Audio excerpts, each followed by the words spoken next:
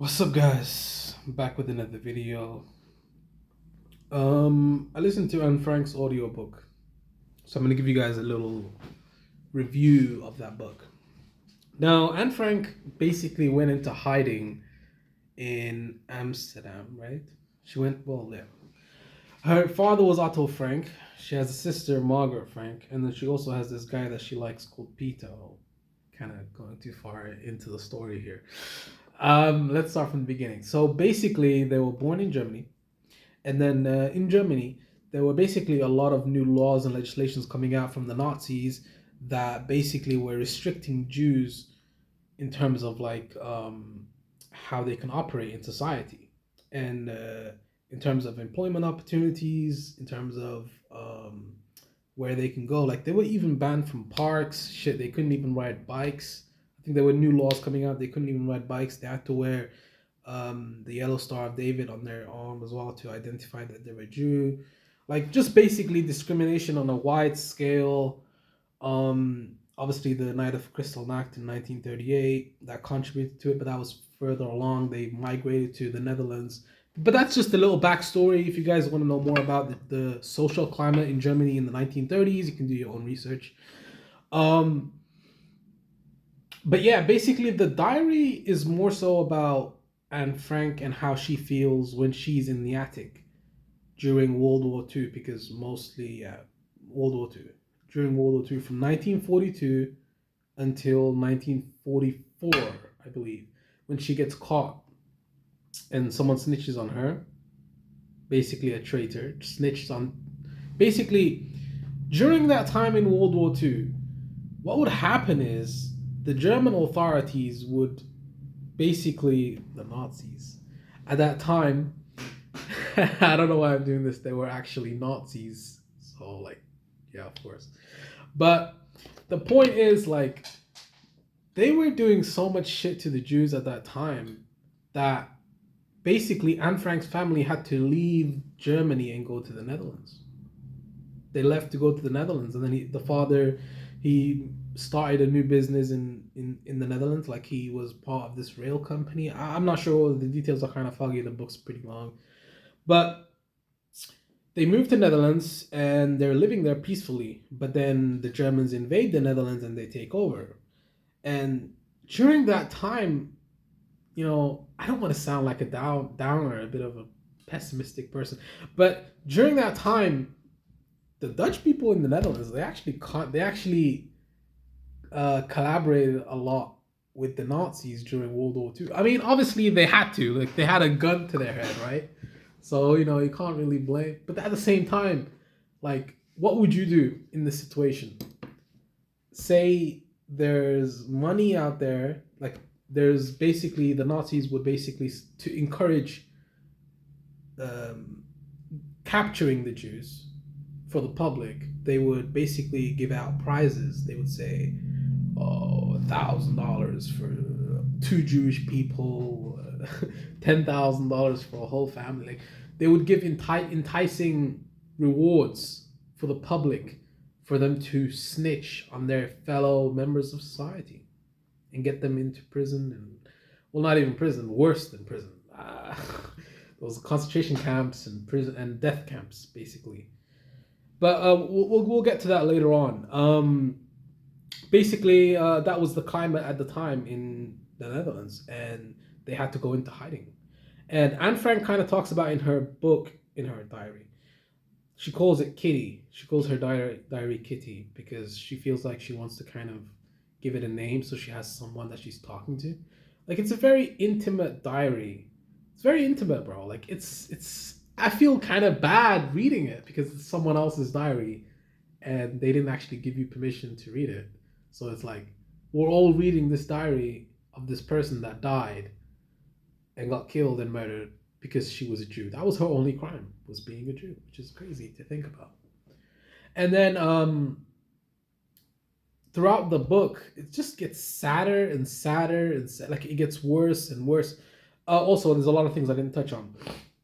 Throughout the book, she talks about her relationship with her mother, and it's not really that great. She always talks about how her mom favors Margaret over her sister. Margaret is her sister. I know this video is not really very comprehensive. I'm kind of missing out a lot of details, but this is kind of like a little rough outline. I'm gonna make another video later on, like that's much better. But towards like even throughout the whole diary, it's just so crazy. Like the things that they had to go through. Like living in that attic is basically like a prison, right? Because they can never leave because if they go outside, they're gonna get caught and sent to a concentration camp. But the thing is, there's a lot of questions I have. Like, how did they know that they were Jews? Is it because the Dutch kept very good records of different ethnicities during that time, and when the Germans took over, because the Dutch people were so good at keeping records, the Germans came over and they were able to find all the Jews so quickly because everything is in a book and you can just read it and say, oh, he's a Jew. He lives there in this apartment, in this house. And then you could just go there and find out he's a Jew and kill him. So that's basically how the Germans operated during that time. And it was pretty scary time to be in. And she died. She got killed. But this video is more so about the diary. There's a lot of things I'm missing out. It's like an 8 hour long audiobook. Let's see, what else am I missing, guys? Anne Frank. Well, yeah, I mean, she's just scared the whole time. The food that they're always eating, she's eating cabbage soup and shit. Like she can never like it's really sad. Like they can't even open. She talks about how in the book she can't even open the blinds because if someone sees that there's someone there, then they could report it to the Nazis and then they'll come over and search the house. And also she talks about how someone else's house got raided, like another Jew family, and then they were getting really, really scared and desperate. Towards the end, her last sentence was, I think about the things that I could become if only there were no other people left in the world. And there's also a lot of other quotes that she uses, like dead people receive more flowers than living people because gratitude because regret is a stronger emotion than gratitude. Yeah, I mean, she's right. Dead people receive more flowers, right? How many flowers have I gotten? How many flowers are people giving me? 0. And then when I die, how many flowers are people going to give me? That's kind of like a little thing that you think about sometimes. That book kind of makes you think. Yeah, it does, doesn't it? It really makes you think about the human condition and how people are people and what the things that they're doing to other people. Yeah, the Nazis. The thing that really baffles me the most about that book is how an entire society of intelligent, sophisticated, because the Germans at that time, the Holocaust was such a crazy event, and it's talked about so much is because those people were killed on such a scale. Like it's kind of crazy. It was state-sponsored mass murder. That's basically what it was. Like they were being killed like cattle. Like there were ovens that they were putting them in. Oh, shit, I mean, the shit is crazy. I'm missing out so much like information. You guys should actually go out there and read the book if you really want to know more. But yeah, man, the book's pretty long. Like there's I believe there's 30 chapters. It's not that long actually. Like I'm kind of overestimating it. It's not really that long. Like sometimes I listen to it before I go to sleep. Like I listen to a few chapters like every night before I go to sleep. And I'll listen to it and then I'll listen to it while I'm going to sleep. The book, like the audio book.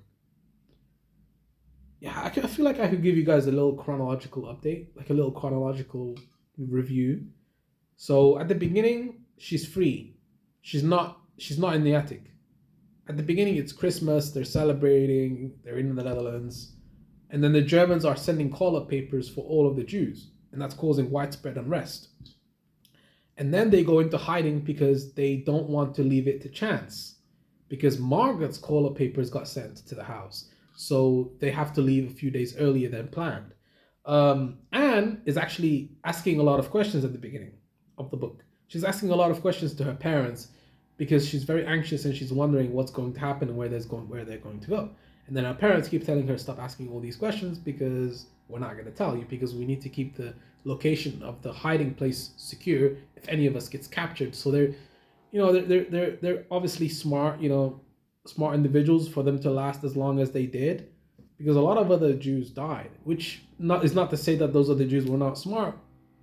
It's just, they were very, I feel like they were very naive at the beginning because they felt like it wouldn't happen to them. I feel like, because look at Schindler's List at the beginning. For example, look at Schindler's List, that movie of the Holocaust with Liam Neeson. That movie, what's my point? Yeah, of course, Schindler's List. They were very skeptical about the fact that they were all going to get killed and sent to concentration camps. Remember when they were all lining up and waiting with all their suits and shit, and they were just waiting there and they were trying to negotiate to buy a little caramel with like a few zlotys at the beginning of, I'm not sure if it was at the beginning, it was before they were being sent to the concentration camps. I'm talking really fast. It was before they were being sent to the concentration camps. But yeah, at that time, they didn't believe it was going to happen to them, even though the laws were becoming increasingly aggressive every passing day. Slowly by slowly, Hitler was passing legislation and laws to keep them more isolated from the rest of society. When you want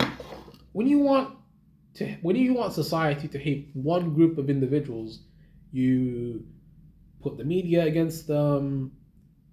That's what Goebbels did during World War II. He used the media, the German Nazi media at that time, to vilify the Jews and to make them the enemy, the scapegoats for the blame of World War One. They blamed them for World War One. They blamed them for this. They blamed them for that. So they got them to hate one group of individuals, and it kind of unified them. It made them stronger in a way, in terms of their bond and how it's us versus them. It's like a cult, When you want to make your group stronger, you create an enemy. Like, even if it's not a real enemy, you create a fake enemy so that you can distract them from their own internal struggles. You create an enemy so that they can unify and attack, right? Because of the facade of, well, it's not really a facade, divide and conquer, but yeah, that's basically what happened during World War II. That's what they did to the Jews. And Anne Frank's diary is kind of like just a little piece of that. It's a little tiny piece of that little puzzle. That whole circle of the Holocaust, she's a little tiny, well, she's part of the puzzle. She's part of the whole puzzle. And what makes it so remarkable is she's talented. She's very intelligent at writing at such a young age. How old was she when she died? Like 14? And she was in the attic. Oh, yeah. Wow. And she really doesn't like her mom. Like, their personalities clash a lot in the book, like a lot of the times. But yeah, sometimes it's like they're just at times in the book, it's like, yeah, it's just petty squabbles, stuff like that. They're just trying to, yeah, they feel like they have no power, so they're kind of like latching onto whatever power they have. It's a very fascinating book, and I would recommend it.